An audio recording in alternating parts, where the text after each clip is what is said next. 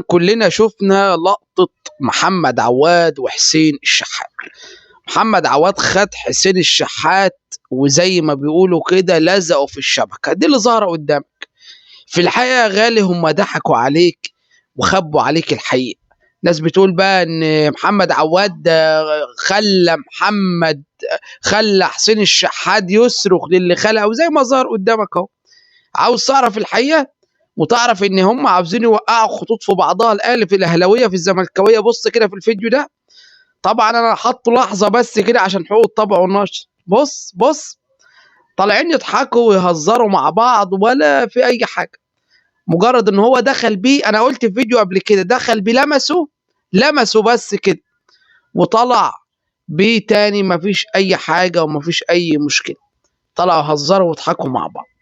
اللي ظهر لنا بقى في السوشيال ميديا اللقطة اللي هي منتشرة انا حاططها قدامكم دي اللي ظهرت لنا في السوشيال ميديا، ودي اللي هم ناشرينها لحسين الشحات ومحمد عواد. بيقول لك بقى ايه ده، محمد عواد زنقه في الشبكة وزي ما انتم شايفين بالمنظر ده كده، وكلام يعني قيل وقال وكلام كتير. كل الكلام ده ملوش اي اساس اي اصل من صحة الكلام ده، الكلام كله فيستك. ناس بقى بتحاول تدخل الخطوط في بعضها وتوقع الاهلاويه في الزملكاويه، وهم الروح الرياضيه بينهم عاليه عاليه عاليه. محمد عواد ده مش بعيد بيروح يسهر في حسين الشحات كل اسبوع، عند حسين الشحات كل اسبوع في بيته.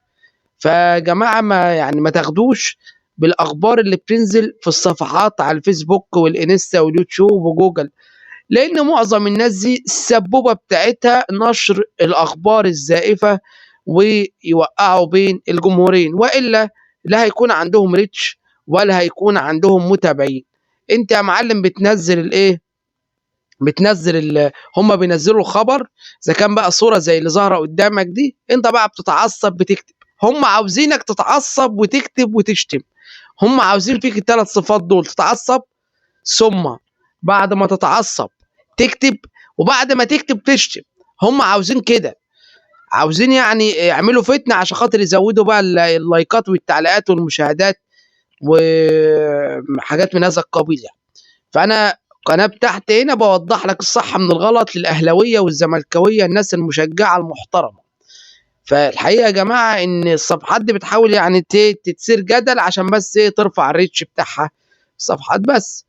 اما لا في حاجه بين حسين الشحات ولا بين عواد. الناس الاتنين اصدقاء والروح الرياضيه بينهم عاليه عاليه عاليه.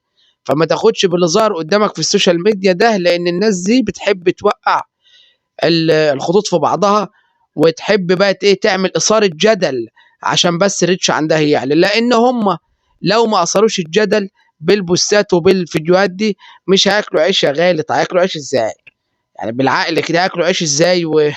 بس الموضوع بسيط يعني، ومفيش بينهم اي حاجه. انا وضحت كل الفكره ونزلت لكم فيديو كمان ما حدش شافه قد كده كمان يعني، 2-3% بس من الشعب المصري اللي شاف الفيديو ده.